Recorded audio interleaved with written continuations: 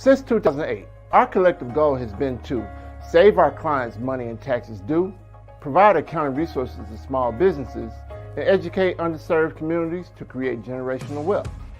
At Eminent Financial Services, we have been helping our clients manage their accounting functions, legally lower their taxes, get business credit and financing, and guide them in achieving personal and business financial goals. Other companies make promises on what they can do to help you. At Eminent Financial Services, we get results. Got IRS problems? Banks want to approve your business loan? Need help organizing your business? Or you simply need help getting your taxes filed? Then book your online appointment now for a free initial consultation. For 14 years, this is what we do.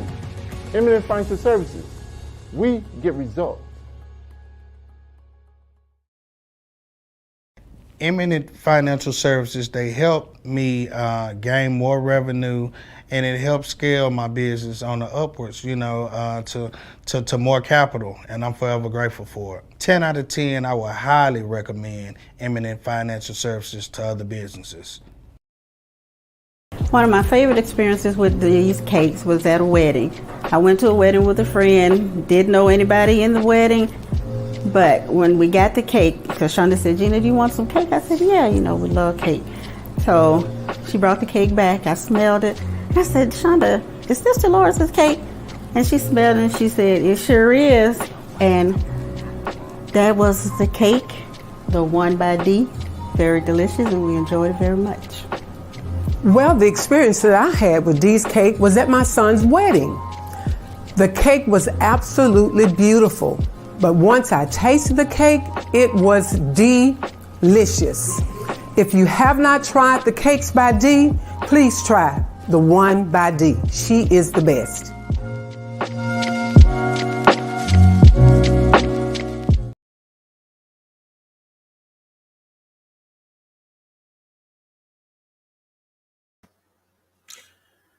I love it, I love it, I love it. My clients' commercials, they so dope. Oh, let's get started. Hey guys, good morning, good afternoon, or evening, depending on when and where you're watching this live stream or catching the hashtag replay of this live stream. Welcome to the My Story interview. This is where we pull back the curtains, peel the layers, and get the backstory of how these business owners and entrepreneurs do what they do. I'm your host, Kevin Williams. Today we have in the virtual building, she's known as the child carepreneur. Please welcome Brionna Slaughter of Essentials Genesis Learning Academy. Brionna, how are you today, my sister? I am good, Kevin. How are you? I'm doing better than some and better than most. Well, that's good. So, Brionna, this is the My Story interview. This is where we kind of peel back the layers, pull back the curtains, and just, get that brief backstory on how Essentials Genesis Learning Academy came into fruition. So, hey, it's on you now. I know, right? So basically, Kevin, I thought about childcare in college. I did become a single mom when I was going to undergrad to become an accountant. And so the challenges of me finding good childcare in the daytime and night while I worked, it was difficult. And so I said, you know what? When I finish school, I want to start a childcare business. I want to help mothers just like me, not just single mothers, but mothers find good quality childcare. And so at that time, I'm pursuing accounting, and I ran it across my family, and, they pretty much shot it down, so at that time, I really didn't put much more thought into the idea. But, I guess when something is meant, it kind of come back to your heart. And so it did come back to my heart. But that second time it came around, I went at it full force, and now I'm here. So, there's a couple of things I want to ask. You were saying that during the time that you were looking for childcare for your child, it was hard. Like, what was the challenges that you were running into? So I know for me, it was more so like when I would go to work in the evening times, they didn't provide good evening programs, so it's like most of the centers would be closed like 4 or 5.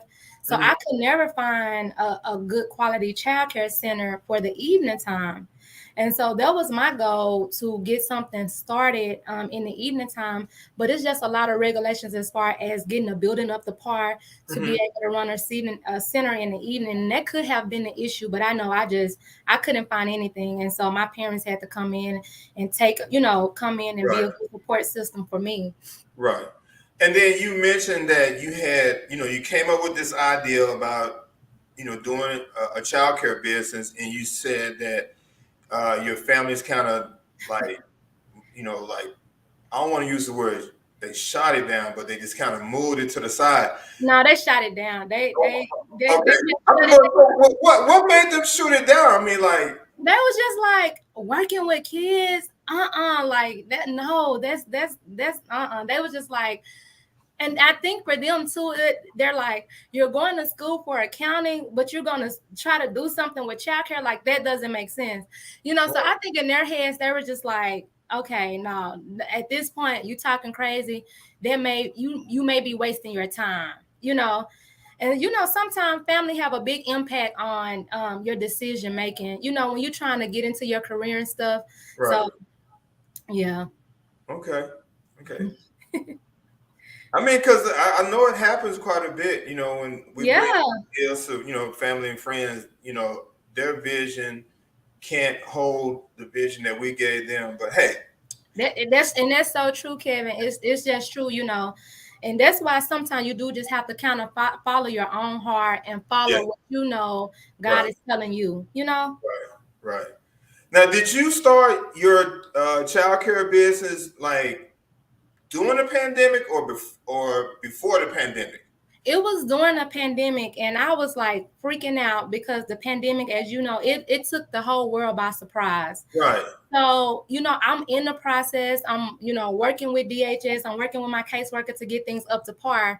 And so I'm like, then this pandemic comes, and I'm like, what do I look like opening up during the pandemic? Right. And, everything is shutting down. Right. So I got with my caseworker, because at the time I was still working. And so I got with my caseworker and I said, well, do you think it's going to be a good idea for me to open up in the midst of this pandemic? And she said, and she told me, she looked me dead in my face and she said, Brionna, I think you should go for it. Like, stick to the plan. Go for it. And so I'm hearing this from my caseworker, and I know that she knows way more about childcare than me at this point. So, I followed her advice and I went for it. Wow. That's what's up. That's what's up, Brionna. Now, you made a transition from like accounting to education. How did you bring those two together so it could work in your favor? It was so hard because it's like you're jumping into a new field where everything is new. But like in this field, you're not the expert. It's like you're running things, but you're still learning too. So it was a challenge for me, still learning, but at the same time trying to run a proficient childcare center. And, I just had to reach out. I had to get mentors, and I just had to, be open-minded about the transition. And also in the accounting field, you don't deal with many people, So you have to become a people's person. Yeah, you have to become a people's person. And for me, sometimes that's still a challenge, just, all of the different people that I have to encounter. So, it's development daily, when you're trying to perfect something, and when you're in a field, you have to learn and change daily, So, Brionna, in starting your childcare business, what were some of the things that you did to get access to capital? So for one, I had to continue to work. I had to work my job until I can get to a really good place. And so at the time, my husband was pulling a very heavy load. He was paying all the bills, trying to help me pursue this dream. And so I'm like, oh my God. So now I'm going to put another burden on him trying to open up this center. And, I just wanted to do my part since it was my vision. And I remember I was still working full time. And you know, I only had one kid, so one kid doesn't pay the bills for the lease or the utilities and different stuff like that. And so I'm like, oh my God, I'm still working. I got all these accounts and I move all this money every month. So, you know, you have to focus on your job. And so I had to hire somebody and I had to do bike squad. I don't know. I went online. Really? Yeah, I went online and I down. You know what? I got an order from you one time. No, I was playing. I was like, I did it. I did it. So Brionna, you like literally humbled yourself.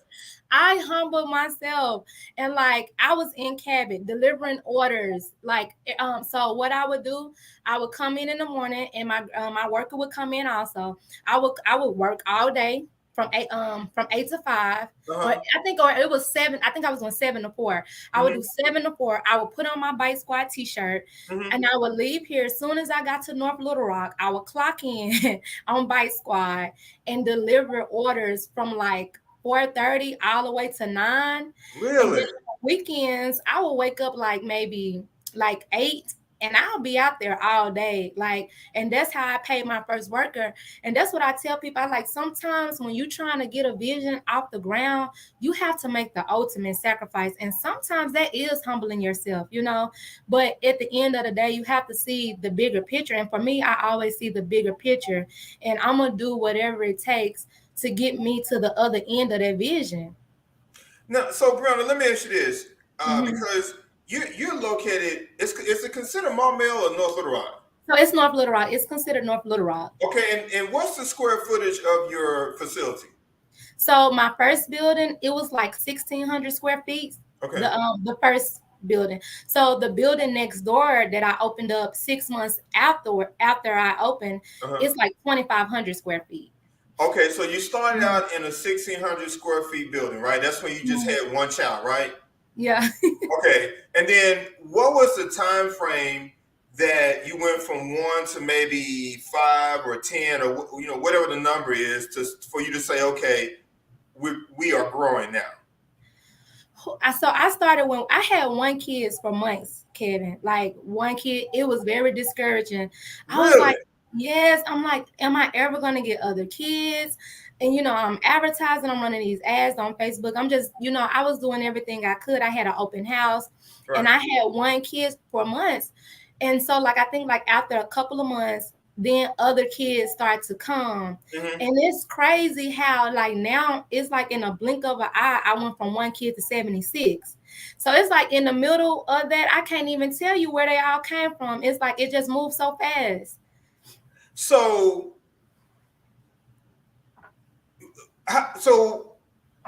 how many kids did you have when you said, okay, I need to get this building that's 2,500 square feet when you was in a 1,600? So it was 6 months after I opened. Okay. And I think at that point I had like maybe close to 30 or 40. Really? Probably like 30. So it's like after that 2-3 month time frame of me having one kid, it's like everything moved really fast after that. Okay, so let me ask this question, because on average, when you own a traditional business, it usually takes anywhere, really about 5 years to really see profit. Yeah. How long was it before you saw like actual profit? So after my first year, it's like the whole dynamics changed. It was like I was just moving in a whole different direction after that first year. Because when I filed my taxes the first year, and it was a 6-month tax return, I was operating in a $40,000 loss. Really? Yes. One kid. And I know it's true because you got a degree in accounting, right? You can't lie to yourself, right? I can't make this up. That's what was going on. And so fast forward to 2021, when I did my tax returns, I think I made almost over $500,000. Within 2 years? Yeah, within 2 years. Real, that's unheard of. Like, especially the childcare industry. I know. Kevin, it is unheard of. And to God be the glory. I can't explain it either, but I was able to account for that $40,000 loss. And then I was considered as a profitable business.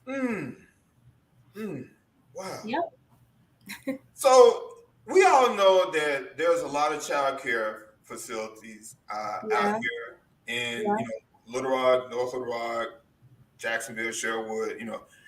What sets Essentials Genesis Learning Academy apart from all the other child care facilities? Like, if I was a parent who had a small child, why would I want to bring my child to your location versus all the other locations? Right. For me, Kevin, I think it was because I opened up strictly out of passion.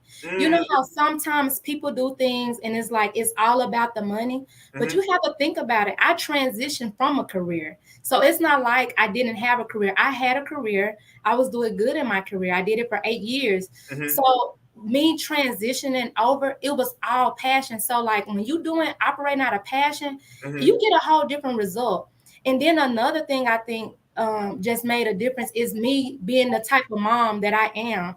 So mhm, like when I'm here, everything that I do for these kids is what I would do as a mom for my own son, as far as teaching them, as far as what they eat, as far as what they play with. mhm, Everything that I pick out for them or everything that I choose is stuff that I would do for my own son. And mhm. so, with that being said, that's just hit on a different level because I love my son. Right. I'm very passionate about his education.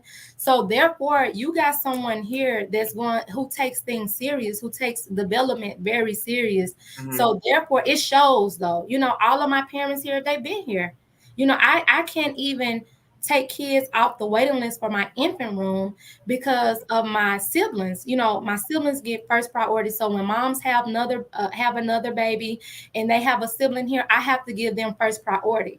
Well, I Right. never get to take babies off the waiting list because I'm constantly filling slots with my parents that's growing their family. Mhm, So mhm. with that being said, that lets you know that they really enjoy what it is that I provide to them, and it's just pure love. Like I make sure my staff is operating out of love. Everything we do is out of passion and love, and so that's just a little difference when you can come somewhere and it's full of passion and love. And not only that, I'm here Monday through Friday, 8 hours a day.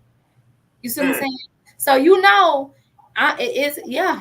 I'm serious. Like I'm serious Wow. about it, and I think the quality of the program shows my seriousness. Right. I'm just going back, like tripping about the second year you generated $500,000. I Yeah. mean, that's $43,333 a month. I'm like splitting that in half on the back of my son. I'm like, man, that's $43,333 a month. Yeah. So with that type of revenue, there are going to be some challenges. So what are some of the challenges that you have been, like maybe have been dealing with or dealt with, Mhm. on a day-to-day basis? Well, Kevin, it's staffing. Staffing is a really, really hard thing. It's not just for me, it's all across the world. But staffing is very challenging. And it's like you're constantly thinking of things to implement to get good staff to stay. And sometimes that means paying them more, implementing benefits. You have to think of ways that you can keep quality people because you can't run a business by yourself. Right. Well, I have to take a lot of that money that I'm making and I have to reinvest it back into my center because I want to continue running a quality program. Mm-hmm. So it's like I don't mind sharing the wealth, and I don't mind paying my workers what they deserve, especially if they have been here with me a while. I'm gonna make sure I make sure I take good care of them. So let's talk about let's go back to what separates Essentials Genesis Learning Academy from all the other centers, because we talked about this before we even came on, but I think it's important for you to share with the viewers and the people that's coming back to watch the replay, like what are the incentives that you do with your staff? So I know whenever they have been here 6 months to a year and they don't have any disciplinary action, we go on a bonding trip. And Mm-hmm. so the bonding trip is something that the employees get together and they decide on a location and they decide on activities. And so You I better buy. be glad I'm not working for you, because I would have said Shit. Oops. uh, Tell her we need to go to Hawaii. But no, go ahead. Go ahead. Right. I be like, don't run out now. My pockets ain't that long. Like, listen, we got levels to this. But so they chose Houston. So we went down there. I got on my beautiful Airbnb. Man, it was so spacious. It was just, it was beautiful, honestly. Mhm. And they chose like different places to do brunch. We did brunch every day as a team. Now, did y'all go to Turkey Leg Hut? We did go to the Turkey Leg Hut. How was the experience? It was really good, and the food was so good. Like, Yeah. we had leftovers. We tore it up the next day. It was good. It was so good. But you know what? I think sometimes, like when you're at work and everything is moving so fast, right? So you got kids, you got parents, and so you don't really get to bond and get to know the people you work with on a daily basis.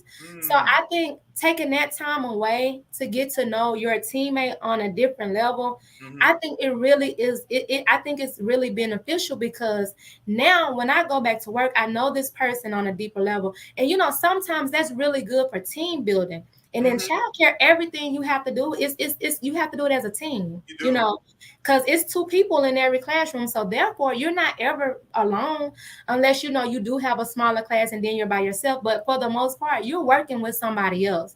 And so now you have to learn how to deal with that person, because I have to see this person every day. How do I deal with a person that's different from me? How do I get to know them on a deeper level? And I think that bonding trip really opened the doors for me to get to know my employees, and then for them to get to know their coworkers. And so it was a good time. That's what's up. That's what's up. So where you see yourself 5 years from now, Brionna, with what you're doing? Yeah. 5 years from now, I want to be completely proficient in the field. It's still a challenge for me daily, because I don't know everything. I haven't been here a long time. So I'm constantly learning. So I can't wait till I get to a place where I feel I'm proficient. And I know other people probably feel like, yeah, she does an amazing job, she's proficient.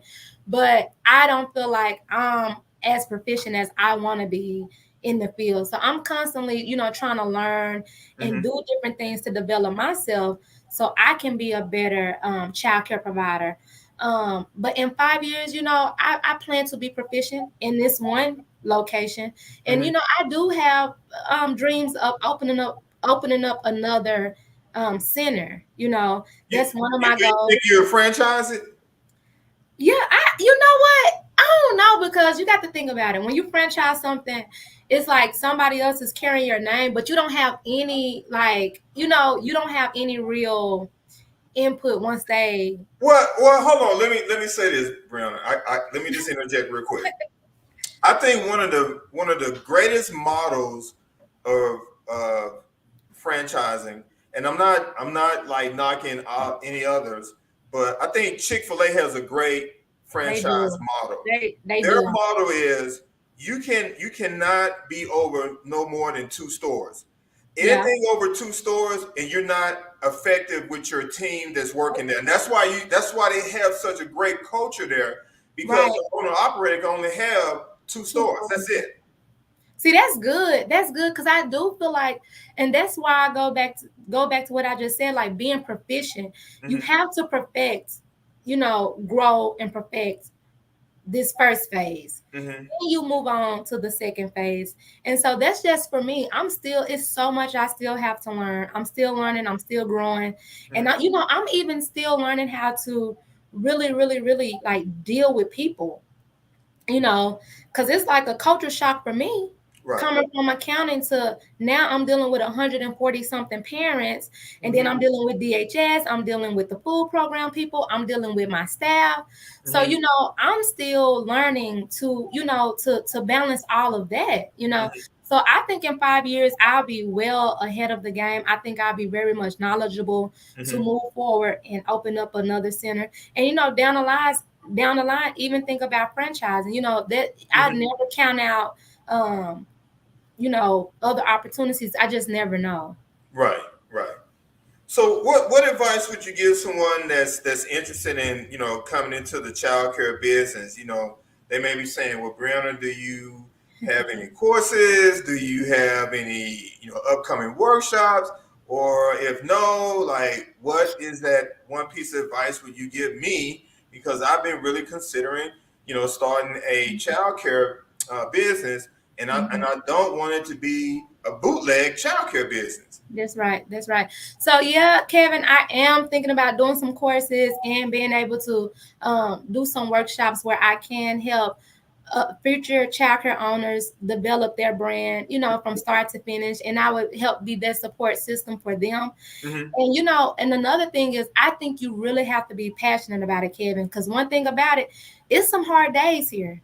It's some hard days. And if you're not passionate about it, you're going to wake up every day regretting the decision that you made to become a childcare owner. Like, see, for me, every day I wake up, even if I had a bad day the day before, I wake up and I'm like, you know what? It's going to be a better day. I'm ready for what's today going to bring. It's going to be a better day. But I feel like if you don't have that passion and love the love for what you're doing, you're not going to push that hard to keep going. And even with staffing, sometimes I'm in the classroom 2-3 days out the week, or I'm at work from open to close. But those are sacrifices you make when you are the owner, because even when you go home, you still have to be responsible for everything that goes on at that center. So I think a lot of people do need to realize the responsibility that comes with being an entrepreneur, and like, are you really ready to take on the challenges? Because in this field, you can't fold under pressure. You cannot fold under pressure. You're constantly having to think about, what can I do next? Okay, this the problem. What's the solution? It's no time to throw a pity party. You have to think about what's next. You have to be on to the next thing versus, and I don't even have time to throw a pity party, Kevin. I don't have time to do that, because I have to be thinking about what's next. Right. And even if you did, 80% don't care, 20% glad it's you. Now, that's true. Now, that is very much true. So, I think you just have to, I think passion and the love really open up your heart to be more, dedicated. And it keeps you pushing forward. And I also would tell somebody, and this just based off me coming from accounting to childcare. So if you know in your heart that God is telling you to do something and you're going to a brand new field, yeah, it's a million people doing the same thing that you're doing, but your uniqueness is what separates you. Yes. So your uniqueness, what you bring to the field, everybody brings something different. So just like it's people tied to your purpose. So those are people that you are assigned to help. So therefore, I focus on the people that I'm assigned to help. I don't focus on the negativity or the people who feel like I'm not a good fit. And maybe I am not a good fit, and that's okay. But I am a good fit for somebody. So therefore, you move along and you let the people that come in and that really needs my help come to get their slot. And you go down the street and maybe that center would be a better fit for you. So I think for me, I just don't let the small things, bother me a whole lot. And sometimes you do lose kids, you do lose parents, because guess what? You cannot make everybody happy. But I do know in my case, it's just like, hey, I'm putting my best foot forward. When I'm here, I'm mom to all 70 kids. And what I'm putting out there is what I would do for my son. So that's my best. That's my best. So if my best is not good enough, I don't have anything else to give to you. So, you have to, it's just like you have to develop that type of attitude, and you have to know, like, I'm going to have some people that's going to stick and stay, and I'm not, and I'm going to have people that's not going to stick and stay, but you have to be okay with all of that. Right. There you have it. Brionna Slaughter, Child Carepreneur, Essentials Genesis Learning Academy, from Bite Squad delivery to building big businesses. Hey! Brionna, you're always welcome back anytime. You got some new insight when it comes to the industry of childcare. And again, thank you so much for sharing your story on My Story platform. And listen, if you know someone, or if it's someone is you that may have a story that you want to share, because remember, everybody see the glory, but no one really knows your story. That's right. We want to know on the My Story live stream interview. Thanks a lot, Brionna. Take care. Thanks for having me. Absolutely, and take charge. All right, you have a good one. Bye-bye.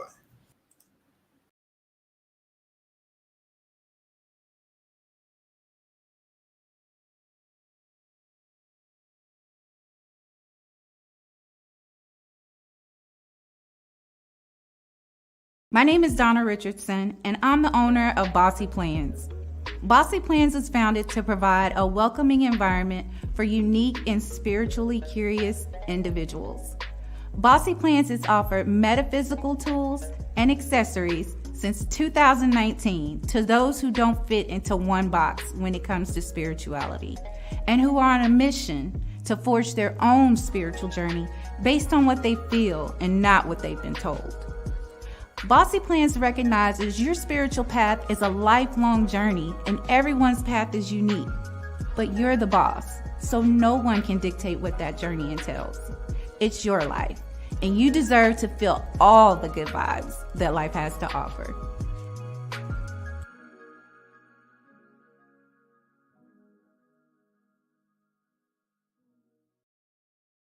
Hi, I'm Donna Richardson, the owner of Bossy Plans, an online spiritual boutique. We offer a safe, judgment-free space for women of color and those who are on a journey of self-discovery. We brand ourselves on providing support to customers' mind, body, and soul through spiritual healing combined with ancient metaphysical tools and a splash of modern fashion. A non-traditional way to success and wholeness. We offer crystals, sage, incense, apparel, and so much more. If you love God, but curse a little bit, come check us out.